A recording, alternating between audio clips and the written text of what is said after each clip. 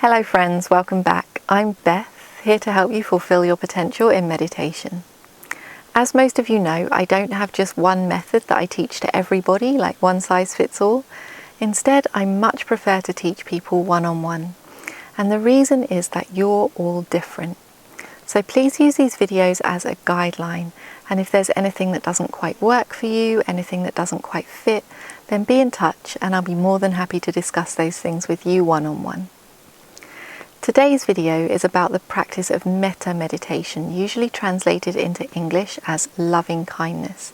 It's a really essential tool for us to all have in our meditation toolkit.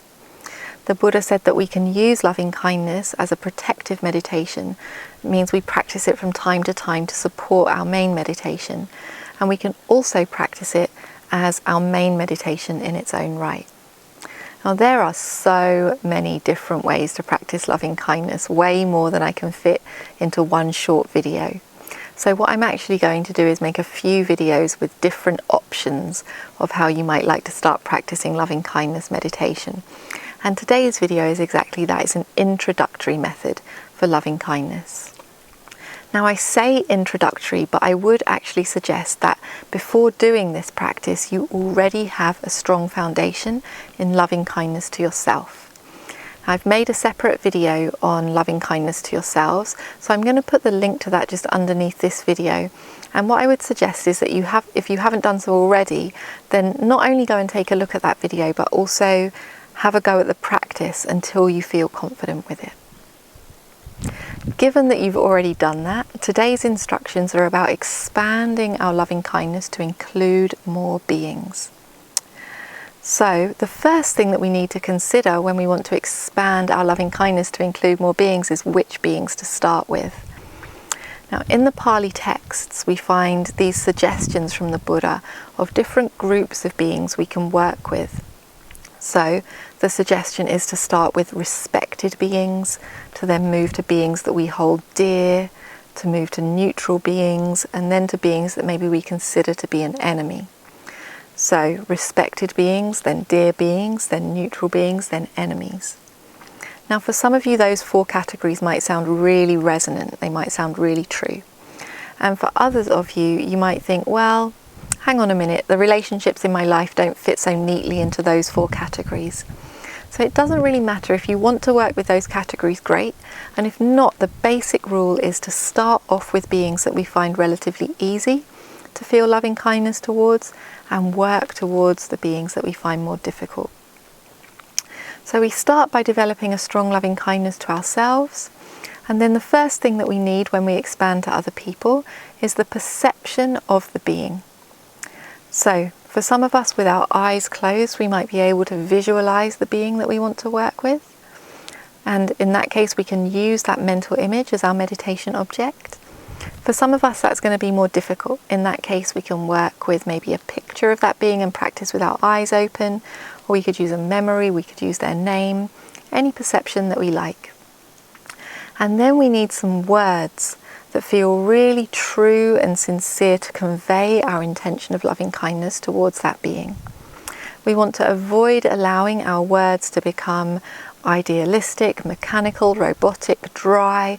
Instead, we want to keep them feeling really fresh and true and sincere. And so we're ready to start the practice. We can spend a few minutes developing loving kindness to ourselves. And then we bring our attention to the being we want to work with, bring our attention to the perception of that being, and use our words of loving kindness to apply our attention to them again and again. And as we do that, we might notice that our minds calm down, and over time our loving kindness starts to become strong and stable. When our loving kindness is strong and stable on one being, we can then move on to the next being. And when our loving kindness is strong and stable on that being, we can move on to the next, and so on, gradually working our way towards the beings that are more difficult. Now, it might be at some point in this process that we experience what I like to call a metablock. We try to send our metta to one being and we just can't. Now, if that happens, it's really important that we go back to sending loving kindness to ourselves. If we are not feeling safe and loved, there is no way that our loving kindness to another being can be sincere. And so we can practice loving kindness to ourselves in relation to this being, and then loving kindness to that being again, loving kindness to ourselves, loving kindness to them. And if we're still encountering difficulty, we can go back to sending our loving kindness to an easier being, and then to ourselves, and then we can try the more difficult being again. Now, when we feel satisfied with our loving kindness towards a whole range of beings, we can practice bringing our loving kindness into balance.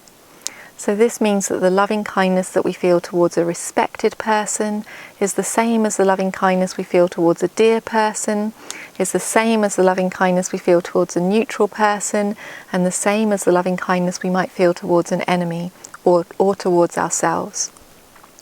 And the way that we do that is to rotate between sending loving kindness to different beings, each for a relatively short amount of time. So a few minutes to one being, a few minutes to another being, a few minutes to another being, a few minutes to ourselves. And practicing in this way, gradually we find that our loving kindness starts to even out amongst all of the beings. This is a great practice to do on the meditation cushion, but also it's a great practice to do in daily life. I find it especially powerful if you're in a city surrounded by a really diverse range of beings. Personally, it's one of my favourites to practice when I'm in London. So if you're living in a city, then I'd suggest that you get out there and do it. So those are all of the instructions that I have today for this particular type of loving kindness meditation. I've made some other videos on different types of loving kindness that you can try. If you're experiencing any difficulty, if anything isn't working for you, then be in touch and I'll be more than happy to discuss those things with you. As most of you know, I do all of my work on a donation basis, so I encourage you to support me either through Patreon or through my website. You can find the details about how to do that just underneath this video. Thank you so much for your support. Wishing you the best with your meditation.